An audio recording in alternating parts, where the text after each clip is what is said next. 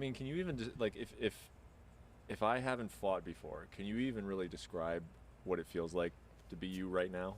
I mean, I could go into detail, but I just think, you know, my friend said that it was a good, what he said the other day, my friend Carl, he said, I can't imagine what you're going through because I know what I'm like when I'm hungry, you know, stuff like that. So just to think all the things that come with it, like you're low on carbs, calories, you are hungry, you know, you're training twice a day, you're tired, you know, you're low on energy, you know, you're getting prepared for days of sparring, days of really hard rounds on the ground. It's just, that's like a whole, you know, as a whole. So, you know, it is hard, but it's just a life that comes with it. It's not just a fight, getting inside the octagon and fighting. I believe that for me, that the hardest thing is the preparation, 6 weeks, 7 weeks, whatever, before. Like, I love the fight. That's what I live for, the fight. I think everything before that, and I think every fighter, you know, would agree with me, that's the hardest part. So Do you just like, is like food on your mind constantly? Like, when am I going to eat next? Like, do you find yourself thinking about it a lot? not now, no. Like, I stay distracted. So, you know, I mean, I'm a guy who loves me food, and obviously big guy for welterweight. But yeah, you know, I finish training and I'll look forward to certain little things that, like, the chef is making me, you know, whether it be yogurt, some banana and peanut butter, or like he's just made me a lovely spaghetti bolognese there without the spaghetti. It was lovely, like, it was hats off to him. But as I said, you're doing so much to keep your mind occupied. Like, if you're not training, you're more than likely you're sleeping or you're watching a movie. So you're not, like, you know, walking around the house thinking, oh, I want this, I want that. You're not looking in the fridge. Your mind's occupied with other things that are more important. So, you know, you do get the odd day where you think, oh, I'd love to have that meal, or I'm hungry right now, I'd love that. But my mind is always so occupied, so I don't give it much thought. Do you have like 3 like closets set of like, well, this is Darren at you know, like 200 or so pounds, and this is Darren at like 185 pounds, and I'm sure you just, clothes don't fit you correctly all the time, right? Yeah. I'm in a medium right now. That's actually funny saying that, because some of my sponsors who send clothes out, they've sent an XL. I'm usually an XL. They just don't fit me, so they've been getting given away to the lads. I was in a large about a week ago. It's just, I can't even fit into a large, so I'm like a medium right now. So yeah, I do need to buy like 3 wardrobes, but I don't mind sticking with the large. But yeah, all the clothes get a bit baggy on me, so yeah. When is the earliest moment in your life that you can remember, I want to be a champion in combat sports? Just I had like an amateur fight when I was about 13. It was my first one in Muay Thai, and just I was so scared and I was so nervous going into it, and just the thrill of everything what happened in it.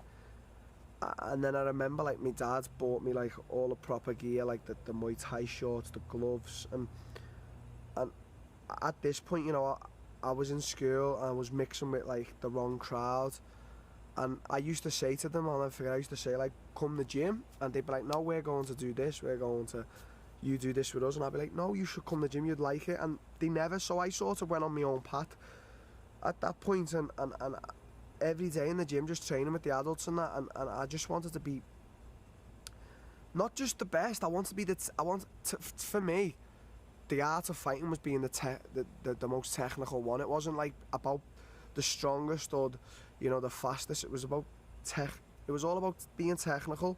So for years I've prided myself on being a technical fighter, so I always wanted to be the best technical fighter in the world, and in whatever I did, Muay Thai or boxing or MMA, I wanted to be a champion and technically the best, that no one could match my skill set. And, you know, I'm 25 now and I'm still on that road. You know, I've still got many years left on this road, and that's, at the end of it, I just want to, you know, I want to know that I was you know, one of the best technical fighters in the world, and I could be considered the greatest. I mean, was it pretty early on that you just abandoned any plan B? Like, that's what's going to happen. I'm going to be the most technical fighter in the world. Like, it's not like, oh, I may be a chef or go to school or something. Like, yeah, I just didn't have a plan B. And I've heard guys who've had plan Bs, or they've had, let's say, college degrees or whatever, they've been to college. I quit school early, and you know, my mum didn't agree with it, and a few of my other family members didn't, but I just knew inside of me at that, I mean, I was only a kid, but I just knew that I wasn't going to let no one tell me how to live my life, and I wasn't going to let no one like tell me that this was the way it had to be done. So what I had to do was finish school and then go to maybe college, and then, you know, if it doesn't work out, maybe try fighting. No, I just knew that stay on that road, dedicate yourself. You were born for fighting, and all your dreams and will come true. And you know, along the years, I just wanted my mum to start believing. She always did, but like believing in a way where she was like, me kid is actually one of the best in the world, and he's making a living out of this. He's making a very good living. So, you know, there was never no plan B or nothing with me. It was always, if I wasn't going to make it in fighting, I wasn't going to make it in anything. Like, I didn't want to make it in anything. I wanted to make it in fighting, so I was going to do anything to make it in fighting. Do you know what I mean? And then you went to Thailand, right? And then you did some tournaments in Russia. Can you just kind of talk about just the evolution of your fighting career?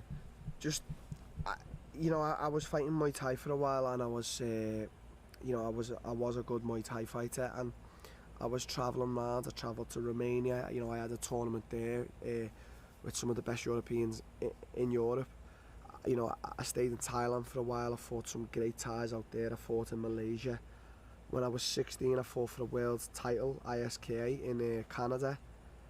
You know, I fought all over England, fought in places in Europe, and it was great in that. But I just felt like there was something missing. I felt like there was something more that I was destined for, and I'll never forget just starting to really understand about MMA and realise about it. And I was watching UFC, like some of the first UFCs I watched were like UFC 96, UFC 100 and that, and they just got me hooked, and I thought to myself, I need to learn all this right now and be the best at it. And that's when I started Team Carbon when I was 17, and since then I've been working day in, day out just to try and be what I know I can be and what I imagined to be. I know you've told this story before, but obviously a key moment in your life was what happened with the stabbing and then deciding to go to Brazil. What happened that night? Just, you know, I've always been a dedicated fighter. I've always been one of them guys, but I've always been a guy, you know, distracted and off doing other things. And you know, at that time I was mixing, not with the wrong people in Liverpool, but you know, just doing things I shouldn't have been doing in Liverpool. And there was one time in a club where, you know, a fight broke out between my mates and some of these other lads, and obviously I came in to help, and you know, I was beating a few lads up here and there, and one lad stabbed me, and you know, it was mayhem. There was, you know, there was doormen fighting, there was people fighting, there was me. I got stabbed, but I was still fighting. And then my friends noticed I'd been stabbed because I had a white t-shirt on. It was just full of blood, and they said like you'd been stabbed, and I was like, I don't feel anything, I'm fine. And I just carried on fighting. I was trying to basically kill everyone in sight. You know, I lost my temper big time on that night, and when, you know, it passed about 20 minutes, I started feeling something, and I collapsed. And that's when I remember just being outside, people panicking over me. And one of the doormen, you know, God bless him, he had his fingers stuck in my wound to stop the bleeding. He'd had army training, so he knew what to do. The ambulance arrived, they carted me off to the hospital. And I just remember the next day waking up with my mum at my bed and about 20 other people, you know, they brought chocolates and that. And I just remember sitting back thinking, wow, you know, I wasn't sitting back thinking, oh, how lucky am I? Or you know, it's time to do this or that. I was just like, wow, that was a mad night. What the happened? Like, whoa, I shouldn't have got stabbed. But you know, that's what happens when you know, you're training but you're getting distracted. And you know, since that night, I remember speaking to Colin and said, Col, you know, I want to be a champion. He said, right at this point, at this moment, Darren, you need to be more focused. Liverpool's distracting you a bit too much, and I want you to go to Brazil for a few years. You'll come back, but go for a few years, and I want you to work on other aspects in your life. And you know, anything he's ever told me, my coach, I've always done, and I didn't second guess him or question him. I went straight away. Do you remember what it was like to go to the airport and then actually say goodbye and get on a flight, a long flight? Do you remember what that was like? I remember sitting there. I was with Coach Colin and one of our friends, Dave, and I had about £2,500, and I remember just being with them too. Like I'd said, bye to everyone else. I didn't have a girlfriend, wasn't close with many people. I said bye to my mum and a few friends, and I remember just saying bye. I'll see you in a few years, whenever. And that was it. I was on my way to Brazil, and I didn't really know what was expected there, or what I was going to do, or how long I was going to stay. I just knew that I was going to be sitting here with you right now talking about the title fight in just over a week. So, it all worked out, it all went to plan, and every little bit of that I went through, definitely paid off. All that. It mentally toughened me. Brazil didn't half. It made me a tough person mentally and physically.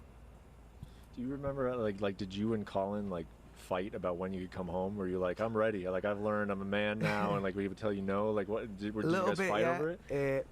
There was one time in 2015 where I begged him. I said, listen, I said, I'm ready to come home. I said, I just want to come back to you. I said, my family, my friends, I said, I just want to see you and just carry on working. And he was like, I know, son, I know, but you can't come just yet. It's not the right time. And I said, okay. I was like, I remember, as much as, I just wanted to see Colin. I just wanted to be training with Colin. As much as I did miss my family and my friends, my mum would speak to me every 2 weeks, and she'd be like, when are you coming home? She'd be shouting at me. Or she'd be like, how are you doing out there? And then I'd speak to, some close friends, and they'd be like, it's not the same, we miss you. And I loved all that, but I just wanted to get back home just to see Colin and just to train with Colin. I was going to listen to him until he said, it's time. And then in 2016, sort of the end of it, he said, it's time to come back home. I said, okay, that's what I've been waiting for, and Christmas Day I arrived in England. What do you remember about finding out that you had been signed to the UFC? I never forget where I was. I'd just fought about a week before for one of the titles in Brazil. I beat a guy called Midnight. I knocked him out in the 4th round. It was a 5-round fight, and I went over to my mates, my friend's house, Tim Ruberg's, and he said it's going to be a special night. I'm going to make us. He's a great chef, so he said I'm going to make us some good food, and we're going to chill, maybe have a beer or two. So he made steak, mashed potato, and some veg. But it was just lovely, buttery, creamy mashed potato. I mean, I just wanted some mashed potato now talking about it. And we had some bottles of Heineken, and we were just sat there chilling. We had some music on. We had a song called Klingade, Jubel on, and we were just chilling. Next minute, Brig, my coach in Brazil, rang me, and he was like, what are you up to? And I said, I'm just eating food. I said, what's going on? And he said, the UFC want you to fight in UFC Goiânia in 9 days. He didn't even ask me if I wanted to. He knew the question. He knew the answer to the question. He just said, are you ready for this? And I said, am I ready? So I'm going to go in there and destroy whoever it is. I said, I don't care who it is. And the guy he told me it was actually former number 1 ranked in Brazil, Wendell Oliveira. And I'd had my eye on him as soon as I got to Brazil, because I was like, who is the top dog in Brazil? And it was him. And he'd been signed to the UFC, a few years later. And Briggs said, it's against Wendell Oliveira. And I said, sound, let's do this, I cannot wait. So, I said to Tim, no more mashed potato. It's time to cut some weight and showcase to the UFC why I am one of the best fighters in the world. I mean, obviously, it's been basically nothing but success since that moment, and here you are at a title fight already. I do want to ask you about one thing that wasn't a success, and that was the weight cut in Liverpool. And that's getting a lot of attention leading up to this fight. So I just want to ask you, what happened? What happened in Liverpool? I've been a welterweight fighter now in MMA since I was 18, since I started amateur, and I've always had a big cut. I've always, You know, I'm always around 200 pounds, which is, 89 kilos, something like that. And basically, I was just confident that I was going to make weight. So, a week out from the fight, I was the same as I was for many fights before, and I was just so confident I was going to make weight. I was full of energy. I was feeling strong, and then the night I'm actually doing my big cut, which I usually get prepared for, it's just my body just stopped functioning. I did have a little emergency to attend to that night as well, but my body just stopped functioning. It wouldn't sweat. I mean, I tried to run for like 50 minutes, no sweat. I tried to get in the sauna, there was no sweat. It was just getting the better of me, and essentially a mistake on my part. I'm getting older, I'm getting more mature, body's changing, muscle types changing. I made a mistake and didn't make weight, and that's what it's down to. I'm getting older, my body's changing. Everybody in the world who follows me or follows fighting knows I'm not going to stay at welterweight forever, and now that was like the big turning point where I knew that I only had a few fights left at welterweight. So that's what happened really. I know fighters never want to be in a position where it sounds like an excuse, but I do want to ask you directly, had you not had the family emergency, would you have made weight? Most probably, maybe, because it did take a few hours out my night, sorry. Maybe them extra few hours would have meant getting that extra 4 pounds off, but ultimately, as you said, without excuses, I do feel like the blame was down to me, and at the end I just couldn't cut the weight no more. It was just, the weight was not coming. I was, I wasn't in a bad way, but I wasn't in a great condition to cut any more weight, so I stopped cutting weight. But maybe if I would have had an extra few hours, I could have made that weight. I'm a mentally strong person, mentally tough, and I would have got through it. But all the blame falls to me. It doesn't fall to anyone else. It's just like any day job. People make mistakes in jobs. That is normal. That we need it.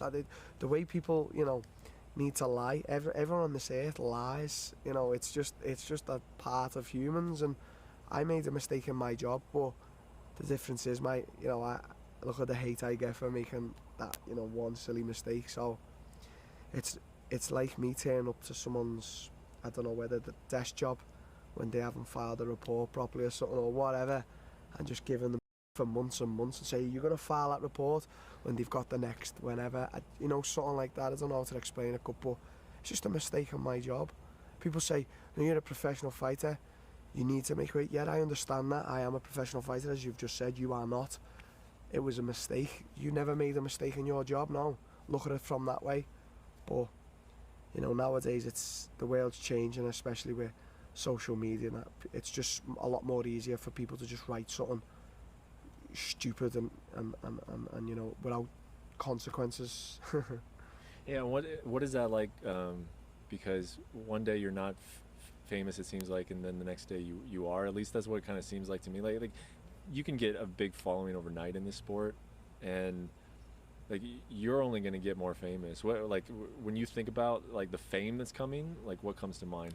I don't really think about it. I don't like to think about it because to me, everyone wants a piece here. One day, the next day, something could happen. They might not want a piece here. It's like the fame only lasts for a certain amount of time, unless you're someone like, I don't know, Beyonce or some. Fame goes on forever. But in this sport, fighting, there's always the new rising and the old. They're being legends. They're still famous, but it's just, fighting's just a totally different sport. I want to handle my business inside the octagon, and everything outside, as you say, fame. I'm getting used to being noticed all over the world now. I've got a huge following online. People do really like me, but that can all change in 1 minute. Anything can happen. So I just like to take it in my stride. I don't ever want anyone to ever call me a superstar or say I'm a famous fighter. I'm just little old Darren from Liverpool, just living out a dream. You know, I'm just the type of guy that I don't care which, you know, some people get to a certain point, they think they can't go to like a certain place for socialising anymore, or they can't go there because they'll get mobbed by fans. I'm totally the opposite. You know, I like the simple things. I like to go to a nice run-down bar and have a beer with my friends. You know, I'm not about that like lavish lifestyle. You know, as much as I do love the finer things in life as well, I just think us as fighters, we're not meant to think of ourselves as famous. You know what I mean? Some people say to me, superstar, and I'm like, no, I'm not a superstar. You know, I'm a well-recognised fighter. People like, but fame, you know, I don't ever want to look at that a lot. I don't want to give too much energy or thought to it. I don't think it means anything. That's my opinion. How do you see the fight going with Tyron? I just see me being better on the night, no matter what.